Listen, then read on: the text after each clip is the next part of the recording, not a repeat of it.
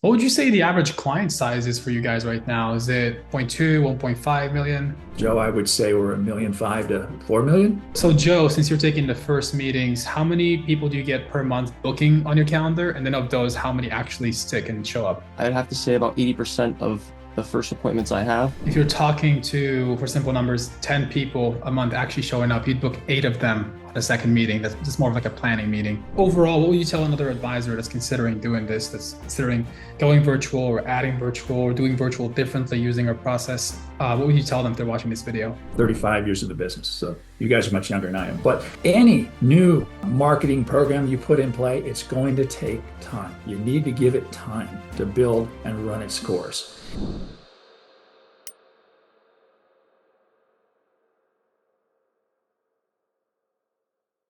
Welcome, everybody. This is Alex from Clients Black Box. I've got Joe and Scott with us on this Zoom call that's going to be recorded and shared on our YouTube channel. Joe and Scott, thank you for doing this today. Hey, absolutely. You bet. Thank you. So, Scott, I've interviewed you in different videos in the past, so I'll direct most of the questions to Joe. Joe's been doing this program for about 9 or 10 months now. And Joe, is it correct? You're anticipating about 10 million of new assets before the end of the year. So 10 million of new assets in 10 months. Yeah, that's correct. We started the program March of this year, and we're forecasted about 10 million from March to December. Awesome.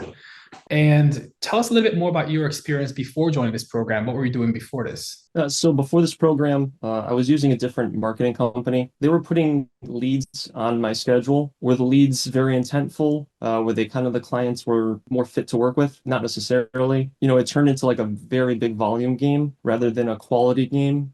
Halfway through it, I'd go home at night and be like, am I playing the right game? Am I talking to the right people? If I don't change my strategy or my process, what's my life going to look like 6 months, 1 year, 5 years from now if I keep doing the same thing? Okay. Was there a specific moment there that made you decide to work with us in the first place? Yeah, I was intrigued because I saw your program online, and just like with a lot of the other programs out there, you see what I guess the main points are. Hey, we can do this for you at this rate, this cost, blah blah blah. And the first reaction is usually like, okay, I'll believe it when I see it. And but it was enough. It was enough to entertain having a conversation with you, right? And when we got on our first Zoom, you kind of explained the simplicity of your program, your approach, and at that point, I was like, you know what? Let me give it a shot. And and I remember telling myself, I'm going to take this 1 month at a time. If the results don't come, if Alex can't deliver on what he promised, then I'll just have to pivot and go a different direction. But here we are 10 months later, and every single month you've delivered, and every single month you've been consistent as the last. So thank you. So I guess, was it lead quality that you're trying to solve when you joined the program, or volume, or what was it specifically that you're trying to solve by joining this? I was trying to solve the lead quality, right? And especially in this virtual space, when I first got into this industry, I was faced with the decision where, I didn't know if I was going to be a hybrid. Am I going to do some online sales and some in-person sales, or do all in person or all online? I ended up saying, you know what, let me try the virtual route. I just see the way that the world shaped after COVID, and the way that we're going is more towards a virtual world now and in the future. So I wanted to be a couple steps ahead. And even if it meant some growing pains at the beginning, it was a space that I wanted to figure out and learn. And so once I got into it, I started realizing, hey, the volume isn't a problem, but the lead quality is, because we can't help everybody out there. And what I had to do is figure out a way to speak to the right people that need what we provide. And that's where I realized initially with the marketing route that I was going, I wasn't getting that. And so from that point forward, I had to kind of pivot and see where I can get myself in front of the right leads. And that's how we ended up where we are today. So how would you describe the lead quality now, 10 months or 9 months into this, after doing this? The lead quality now is phenomenal. Comes down to, I guess, really three things. The first is, are they showing up? And the show up rates have been really well. We're north of 60% overall, and that's really good for the online world, right? The second is the quality of their situation. How much assets do they have that they really want a solution for? And so far, it's been very consistent as far as talking to those kind of prospects. And then the third is intent. Okay, so if they show up and they have the right assets and the right problems to solve, how much intent is there behind getting the problem solved? And I'd say most of the prospects are leading with intent, which, is what we look for when we know we can help people, but do they want to help themselves? So I'd say those are the three things. Perfect. And you mentioned show rates. Before the call, we went over your show rates. You're at approximately 62%, which is pretty decent. Most of our clients are at 50 to 60%, so that's above average. Is there something you're doing there to help boost that show rate a little bit? Yeah, it's not rocket science. It's just communication. If I see someone on my calendar, I try to be as hospitable as I can. So I reach out in the form of email or text and just kind of make it as easy to kind of take their hand and walk them to the appointment. Perfect. And how are you working with Scott? How are you guys working together? I guess, Scott, you can answer that. How have you helped Joe throughout this process? At least I like to think the value that I bring to the table is, number one, I've been doing it a bit longer since we've been working together, Alex, for going on a couple of years now. And so with anyone new to the program, it's nice to speak with someone who's already made it through the first 6 months or first few months trying to get things dialed in and figured out, right? I think that has a lot of value. So I'd like to think that that's some value that I brought to the relationship working with Joe. And then as far as how we do things, I suppose we can address that with an upcoming question, I suppose, or you want to address that now? Yeah, just walk us through, I guess, the first month or two of working with Joe. What was your meeting cadence? What did you go through? And on an ongoing basis, how do you work with Joe? So what we did initially is what we were already doing before, right? So since we've had some time to figure things out, so Joe and I are working together, walking through the processes that we normally walk through before, is as far as what questions matter, what information to look for when we're speaking with the clients. Typical stuff, trying to find their concerns and their hot buttons, right?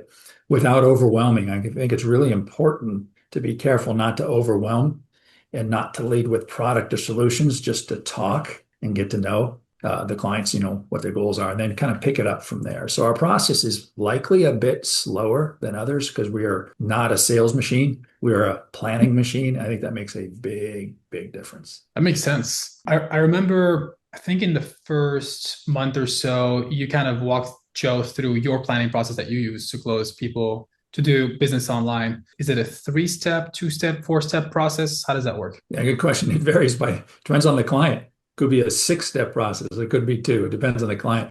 But I will say we build everything on top of income planning, right? So with our target demographic, we call it, folks at or near retirement, right? And we just roll with the information we already know. What's the biggest concern for folks who are about to retire? It's outliving their nest egg, right? Having enough to live the way they want to live. So we build everything on top of that. If it's investment vehicles or products, insurance vehicles or products, how do any of those things integrate with their income objectives, right? And it makes it a heck of a lot easier. And I think it makes it a bit of a smoother process as opposed to leading with a shiny investment or this nifty insurance product, right? It's just income planning built on top of that. Longevity is on top of that. Investment vehicles that make sense or don't make sense. Insurance products, if they make sense or don't make sense. All of those normal things. But I think it's just the cadence or the process that we take clients through. And we try to be careful. We tell clients, Joe, all the time, we move slowly because we want to get this right. And I think clients really appreciate that. So Scott, in 2025, things have changed a little bit in your approach to help get more people on board with your guys' planning philosophy. What have you changed in your approach, and how have the conversations changed this year compared to last year? Yeah, I think what we've changed is something that I mentioned before, is we just focus on income planning if it's their primary concern, and it typically is, right? Product discussions are way down the road, right? And so oftentimes what we see is clients are speaking with other advisors, which is just how this works. That's fine.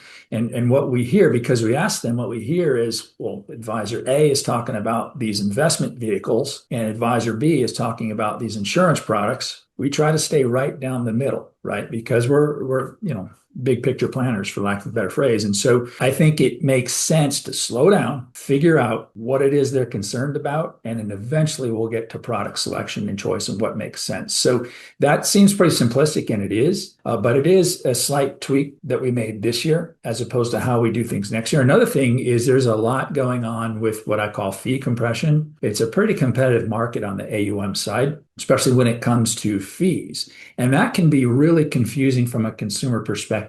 So we're pretty dialed in on what other firms, broker-dealers, RIAs are presenting to clients as far as how they structure their fees. And I won't say that it can be misleading, but it can be misleading. So we're probably, I think we try to be up to speed with what other firms are doing, because fee compression matters, particularly when we're talking with clients that are, north of 2, 3, 4 million of AUM, right? It matters. And so I think we're really careful with those discussions too, which is, I think, something we added this year because we weren't really addressing it specifically last year because we didn't need to, but this year we do. Got it. What would you say the average client size is for you guys right now? Is it 0.2, 1.5 million? The average investable assets for clients that set appointments with us, I don't have the actual number, but I would guess we're pretty consistently $1.5 million to $5 million of investable assets. Clients that we've done business with that we've actually put on the books, Joe, I would say we're $1.5 million to $4 million. Yeah, that's accurate. I was going to say $1.5 million. Yeah. So Joe, since you're taking the first meetings, how many people do you get per month booking on your calendar? And then of those, how many actually stick and show up? As far as booking a month on my calendar, it's typically anywhere from 22 to 25 appointments. And then I guess the average show up rate we've had is about 62.5%. So you're looking, at least 12 to 17 appointments that are showing up a month. And then at that point, your book, some of those people fall off to the first appointment. But I'd have to say about 80% of the first appointments I have, we book another appointment and continue the conversation from there. Got it. So if you're talking to, for simple numbers, 10 people a month actually showing up, you'd book 8 of them on a second meeting. That's just more of like a planning meeting. Exactly. That's a pretty powerful number because it shows the quality of the lead and the intent of the person too after initially meeting us. Got it. I think most people would be curious, for the clients that actually did business with you guys, what's the average sales cycle from that first meeting that held to them transferring assets? Is it a month, 2 months, 3 months? I'd say a month easy. Some clients take a little longer, but you got to look at a month. We don't want to rush the process. We don't want to rush the appointments. We also don't want to rush the time in between them. We want more than enough time on both sides for us to do the work that we prepare for them and for them to digest it and come up with, very good quality questions on the next meeting. Perfect. For you guys' process, I understand the first one is more of like a meet and greet, fact finder. The second one is more of like a planning meeting, I guess, with both of you on the call.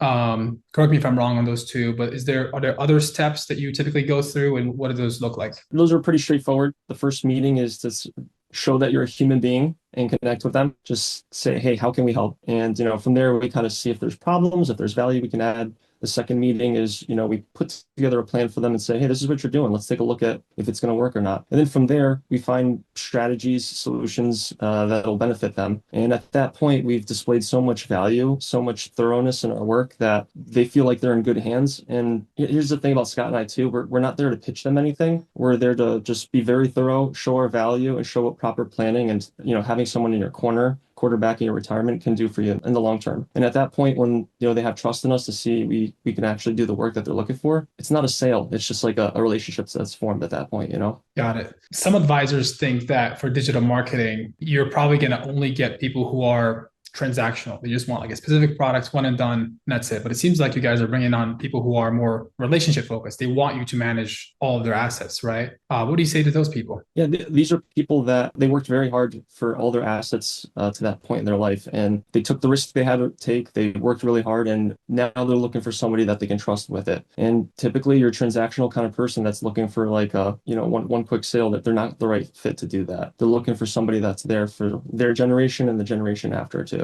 I can speak to that too, Alex, if you don't mind.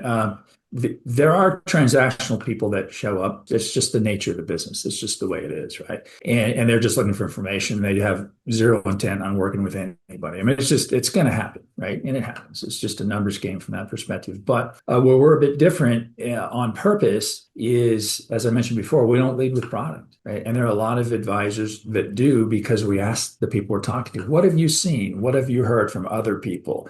And correct me if I'm wrong, Joe, and we hear, I don't want to hear about this. I'm tired of hearing about that. Or I don't want to hear about this. I'm tired of hearing about that. We hear that a lot because we ask, right? And so, as Joe mentioned, our first get to know meeting, our second meeting is initial draft of the plan, and we can massage the plan live with the client. We typically aren't going to talk about solutions until our third appointment. Right. And at that point in time, as Joe mentioned, we've built credibility. We haven't even talked about any solutions yet. Right. Someone who's in sales, and you can make plenty of money in sales. There's nothing wrong with that.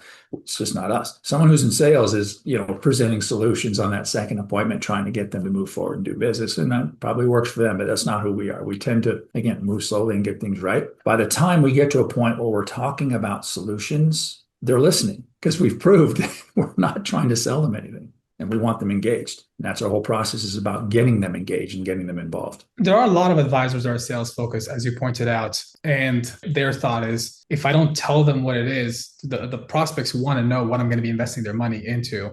So how do you guys navigate that I guess, more importantly, in the second meeting? Because maybe you're not going to go through solutions in the first meeting, I guess for sure. But in the second meeting, I'm guessing you're not going product specific. How do you navigate those questions when they say, okay, Like, where is the money actually going to be invested? I think how we address that is very directly. It doesn't happen often, but sometimes if someone's looking at an initial draft of an income plan, which is also a retirement plan, right? And if they ask, are you using annuities or are you using these exotic type of investments? And then if they ask those kinds of questions, we're going to answer them directly. So on the insurance piece of the puzzle, are you using insurance products? And the answer is typically, possibly. We'll see. It's really up to you. It's your money. We're really dialed into efficiency. If it makes sense from an efficiency standpoint, absolutely. If it doesn't, we won't. But we're going to figure that out together. Joe, you hear me say that all the time. We're going to figure this out together. All right. If alternative investments make sense, if insurance products make sense, great. We work both sides of that fence. We're not biased either direction. Let's just focus on what's most efficient for you. What do you think the client's going to say every time? Sounds good. Yeah, that makes sense. Perfect. Well, thank you guys for your time.